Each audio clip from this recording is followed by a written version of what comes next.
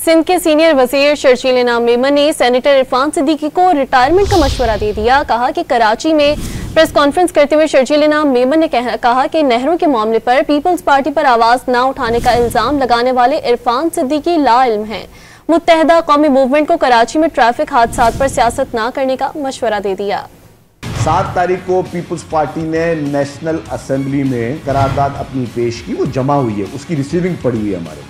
उसको स्पीकर अयाज सादिक साहब को उस पर नोट भी है। उस वक्त पीटीआई ने बहाना करके चली गई नेशनल असेंबली में। 9 तारीख को 9 या 10 तारीख को पीटीआई जो है वो करारदाद पेश करती है उसी इशूज़ पे। तो कैनाल इशू पे हमारी करारदाद उससे पहले मौजूद है। पीटीआई को चाहिए उसको सपोर्ट करें। लाइल्म बेइल्म, और मैं समझता हूँ कि इरफान सिद्दीकी साहब सेनेटर में भी शायद रह चुके हैं, अभी भी हैं, तो उनको आइन पढ़ना चाहिए। अगर इरफान सिद्दीकी साहब ने आइन नहीं पढ़ा हुआ तो मैं अफसोस के साथ कहता हूँ कि इरफान सिद्दीकी साहब आपको फिर सेनेट में भी बैठने का इख्तियार नहीं है। फिर आप लोगों के मैंडेट का मजाक ना उड़ाएं। ये नफरतों की सियासत करना, ये आप एक्सपीरियंस करके भी अगर नहीं सीखे हो तो कुछ। और मैं ये बता दूँ एमक्यूएम को, ये नफरत की सियासत दोबारा अगर भड़काने की एमक्यूएम नाकाम कोशिश करेगी तो इस बार आवाम की पजीराई नहीं मिलेगी उनको।